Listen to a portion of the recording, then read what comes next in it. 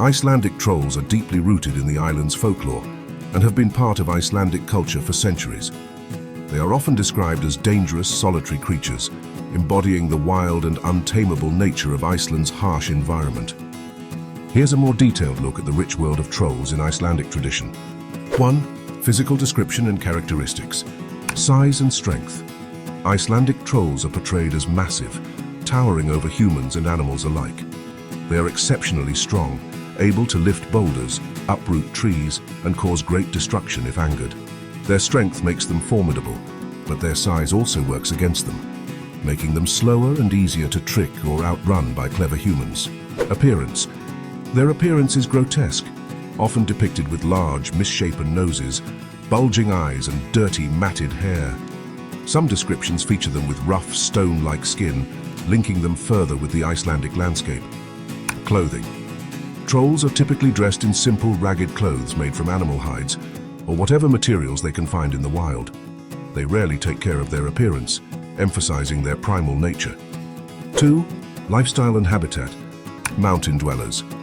Trolls are believed to live in remote, uninhabited regions, such as mountains, caves, and lava fields. They avoid contact with humans, preferring to keep to themselves, although they do occasionally venture into human settlements, often with ill intent. Nocturnal creatures. One of the most defining traits of Icelandic trolls is their vulnerability to sunlight. Trolls can only come out during the night because daylight turns them into stone. This belief has led to many of Iceland's rock formations being associated with trolls, where towering rocks and pillars are thought to be trolls caught by the sun. 3. Notable troll stories. Grýla, the terrifying Christmas troll. Grýla is perhaps the most notorious troll in Icelandic folklore, especially connected to the Christmas season. She lives in the mountains, far from civilization, and is described as hideous, with horns, hooves, and an appetite for human flesh. During Christmas, Grýla descends from her mountain cave in search of misbehaving children. She stuffs them into her large sack and carries them back to her lair to cook them in her cauldron. The story of Grýla is used to scare children into behaving, much like the tales of the Krampus in other European traditions. Grýla's family. Grýla is not alone. She has a husband, Lepaludi, who is considered lazy and mostly uninvolved in her child hunting. She is also the mother of the Yule Lads, 13 mischievous troll-like beings who visit Icelandic homes during the 13 nights before Christmas. The Yule Lads. The Yule Lads were originally far more frightening in their behavior, but modern depictions have softened them, making them more mischievous than dangerous. Each Yule Lad has a specific personality and name, such as spoon-licker, door-slammer, and window peeper. The tradition has evolved, and now instead of scaring children, the Yule Lads leave small gifts for well-behaved children, much like Santa Claus. However, children who misbehave still risk getting a rotten potato in their shoe instead of a present. Reynisdrangar trolls turn to stone. Reynisdrangar is a famous rock formation located off the southern coast of Iceland, near the village of Viking-Music-Stories. According to legend, the towering basalt sea stacks were once trolls who tried to drag a ship towards the shore.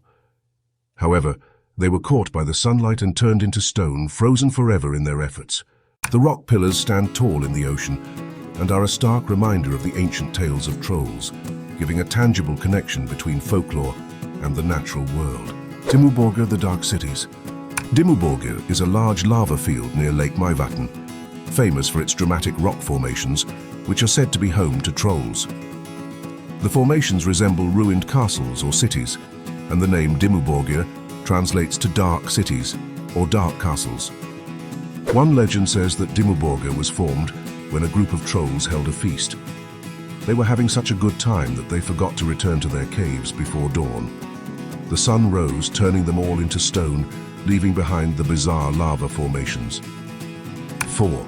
Trolls in literature and sagas. Trolls also make appearances in Icelandic sagas, which are historical narratives mixing real events with mythology. The sagas of Icelanders often mention encounters with trolls, especially in wilderness areas. They are portrayed as dangerous foes, but can be outwitted by clever and courageous humans. One famous example is in the Grettis saga, where the hero Grettir encounters and battles several trolls. In one story, Grettir enters a cave and fights a particularly ferocious troll woman, showing both his bravery and the fear these creatures inspire. 5. Modern interpretations and tourism. Today, trolls are a significant part of Iceland's cultural identity, and they appear frequently in modern art, literature, and even tourism.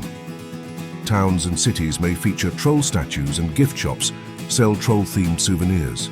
Some guided tours take visitors to places like Reykjanes Peninsula or Hraunfossa, where local guides will tell stories of trolls and how the landscape is shaped by their mythical actions. Trolls have become a way to connect Iceland's stunning geology to its folklore. 6. Trolls as symbols. Trolls symbolize the wild, untamed forces of nature. Iceland, with its vast, uninhabited spaces, glaciers, volcanoes, and unpredictable weather, lends itself to tales of massive, uncontrollable creatures. Trolls are the embodiment of that natural chaos. They also represent isolation and loneliness, living far from society and often misunderstood.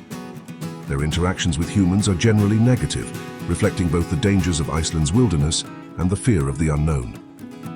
Conclusion. Icelandic trolls are more than just frightening creatures in fairy tales. They are a way for people to explain the natural world around them. The stories of trolls and their habits not only entertained generations, but also helped form a cultural understanding of Iceland's harsh and beautiful landscapes. These tales passed down through oral tradition still resonate today, influencing modern Icelandic culture and tourism. Are there any particular troll stories you'd like to feature in a video, or further explore in your content? I imagine your audience would love a detailed dive into a specific troll myth. Thanks for watching.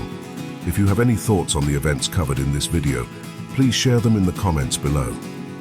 Don't forget to subscribe, comment and like for more informative content, and check out my next video where I'll be diving into one of these topics.